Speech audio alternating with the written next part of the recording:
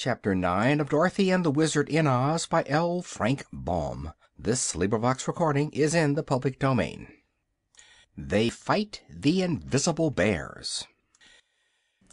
The strangers took their seats at the table willingly enough, for they were all hungry, and the platters were now heaped with good things to eat. In front of each place was a plate bearing one of the delicious dama fruit, and the perfume that rose from these was so enticing and sweet that they were sorely tempted to eat of them and become invisible. But Dorothy satisfied her hunger with other things, and her companions did likewise, resisting the temptation. "Why do you not eat the damas?" asked the woman's voice. "We don't want to get invisible," answered the girl. "But if you remain visible the bears will see you and devour you," said a girlish young voice that belonged to one of the children. "We who live here much prefer to be invisible, for we can still hug and kiss one another, and are quite safe from the bears." "And we do not have to be so particular about our dress," remarked the man. "And mamma can't tell whether my face is dirty or not," added the other childish voice gleefully. "But I make you wash it every time I think of it," said the mother, "for it stands to reason your face is dirty, Ianu, whether I can see it or not." Dorothy laughed and stretched out her hands. "Come here, please, Ianu, and your sister, and let me feel of you," she requested. They came to her willingly, and Dorothy passed her hands over their faces and forms, and decided one was a girl of about her own age, and the other a boy, somewhat smaller. The girl's hair was soft and fluffy, and her skin as smooth as satin. When Dorothy gently touched her nose and ears and lips, they seemed to be well and delicately formed. "If I could see you I am sure you would be beautiful," she declared. The girl laughed, and her mother said, "We are not vain in the Valley of Voe because we cannot display our beauty, and good actions and pleasant ways are what make us lovely to our companions. Yet we can see and appreciate the beauties of nature, the dainty flowers and trees, the green fields, and the clear blue of the sky." "How about the birds and beasts and fishes?" asked Zeb. "The birds we cannot see because they love to eat of the damas as much as we do, yet we hear their sweet songs and enjoy them. Neither can we see the cruel bears, for they also eat the fruit. But the fishes that swim in our brooks we can see, and often we catch them to eat." "It occurs to me you have a great deal to make you happy, even while invisible," remarked the Wizard. "Nevertheless, we prefer to remain visible while we are in your valley." Just then Eureka came in, for she had been until now wandering outside with Jim, and when the kitten saw the table set with food she cried out, "Now you must feed me, Dorothy, for I'm half starved." The children were inclined to be frightened by the sight of the small animal, which reminded them of the bears, but Dorothy reassured them by explaining that Eureka was a pet and could do no harm even if she wished to. Then, as the others had by this time moved away from the table, the kitten sprang upon the chair and put her paws upon the cloth to see what there was to eat. To her surprise an unseen hand clutched her and held her suspended in the air. Eureka was frantic with terror and tried to scratch and bite, so the next moment she was dropped to the floor. "Did you see that, Dorothy?" she gasped. "Yes, dear," her mistress replied. "There are people living in this house, although we cannot see them. And you must have better manners, Eureka, or something worse will happen to you." She placed a plate of food upon the floor, and the kitten ate greedily. "Give me that nice smelling fruit I saw on the table," she begged, when she had cleaned the plate. "Those are damas," said Dorothy, "and you must never even taste them, Eureka, or you'll get invisible, and then we can't see you at all." The kitten gazed wistfully at the forbidden fruit. "Does it hurt to be invisible?" she asked. "I don't know," Dorothy answered, "but it would hurt me dreadfully to lose you." "Very well, I won't touch it," decided the kitten. "But you must keep it away from me, for the smell is very tempting." "Can you tell us, sir or madam," said the Wizard, addressing the air, because he did not quite know where the unseen people stood, "if there is any way we can get out of your beautiful valley and on top of the earth again?" "Oh, one can leave the valley easily enough," answered the man's voice, "but to do so you must enter a far less pleasant country. As for reaching the top of the earth, I have never heard that it is possible to do that, and if you succeed in getting there you would probably fall off." "Oh, no," said Dorothy. "We've been there, and we know." "The Valley of Voe is certainly a charming place," resumed the Wizard, "but we cannot be contented in any other land than our own for long. Even if we should come to unpleasant places on our way, it is necessary, in order to reach the earth's surface, to keep moving on toward it." "In that case," said the man, "it will be best for you to cross our valley and mount the spiral staircase inside the Pyramid Mountain. The top of that mountain is lost in the clouds, and when you reach it you will be in the awful land of Naught, where the Gargoyles live." "What are gargoyles?" asked Zeb. "I do not know, young sir.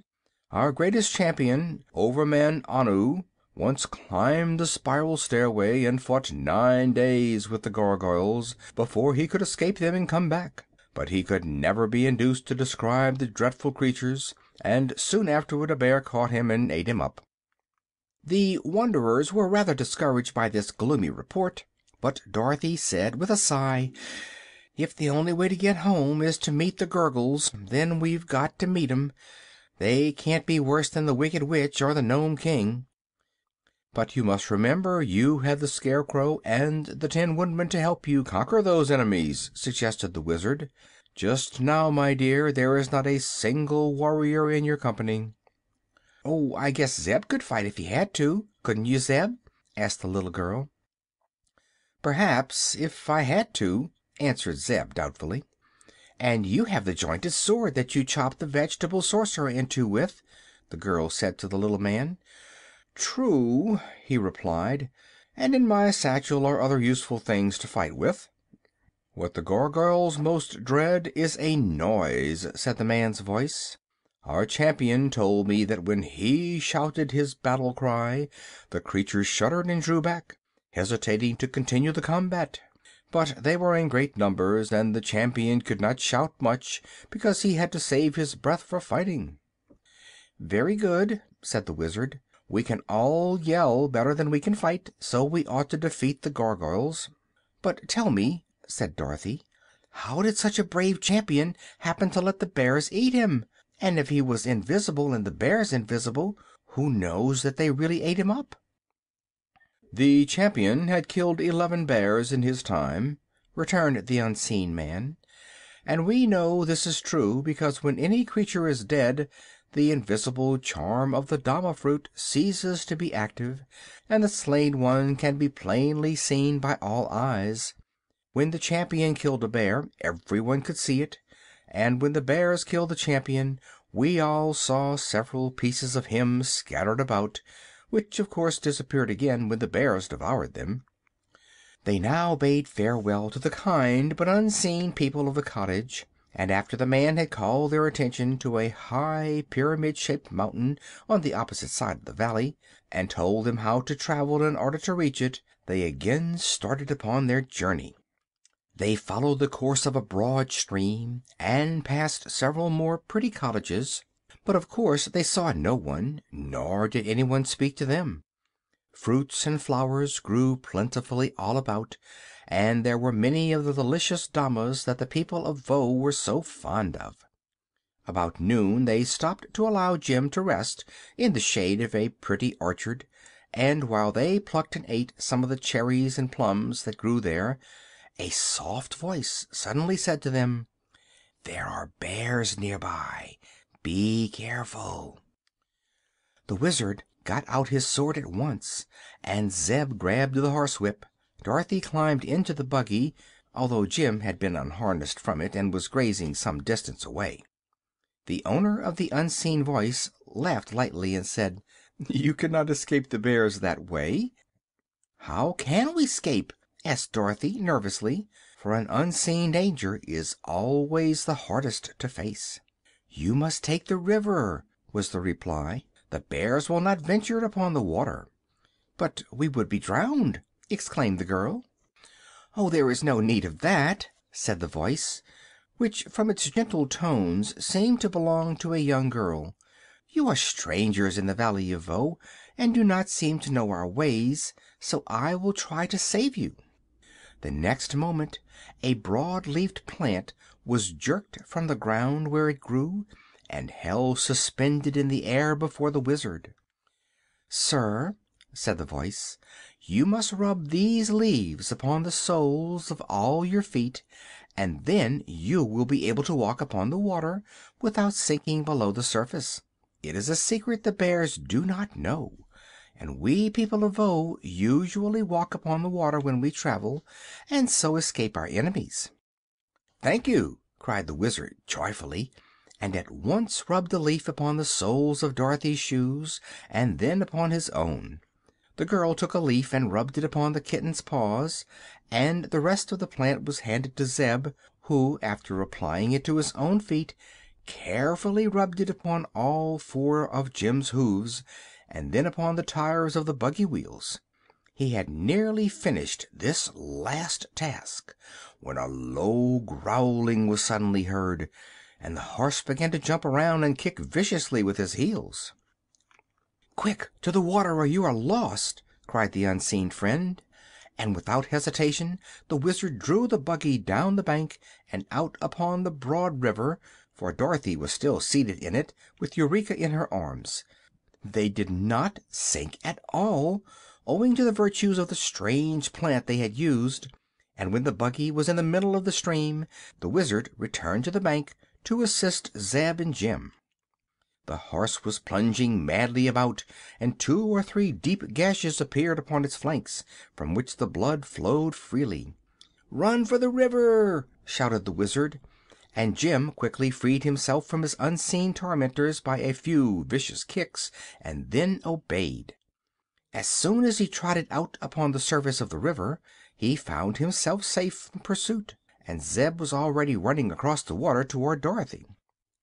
As the little Wizard turned to follow them, he felt a hot breath against his cheek and heard a low, fierce growl. At once he began stabbing in the air with his sword, and he knew that he had struck some substance, because when he drew back the blade it was dripping with blood. The third time that he thrust out the weapon there was a loud roar and a fall, and suddenly at his feet appeared the form of a great red bear, which was nearly as big as the horse and much stronger and fiercer.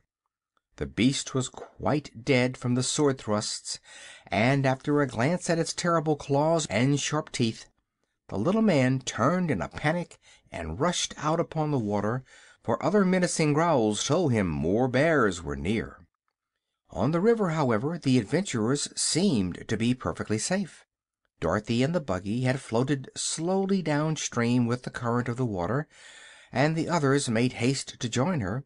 The Wizard opened his satchel and got out some sticking plaster, with which he mended the cuts Jim had received from the claws of the bears. "I think we'd better stick to the river after this," said Dorothy. "If our unknown friend hadn't warned us and told us what to do, we would all be dead by this time." "That is true," agreed the Wizard, "and as the river seems to be flowing in the direction of the Pyramid Mountain, it will be the easiest way for us to travel." Zeb hitched Jim to the buggy again, and the horse trotted along and drew them rapidly over the smooth water. The kitten was at first dreadfully afraid of getting wet, but Dorothy let her down, and soon Eureka was frisking along beside the buggy without being scared a bit. Once a little fish swam too near the surface, and the kitten grabbed it in her mouth and ate it up as quick as a wink. But Dorothy cautioned her to be careful what she ate in this valley of enchantments, and no more fishes were careless enough to swim within reach. After a journey of several hours they came to a point where the river curved, and they found they must cross a mile or so of the valley before they came to the Pyramid Mountain. There were few houses in this part, and few orchards or flowers, so our friends feared they might encounter more of the savage bears, which they had learned to dread with all their hearts.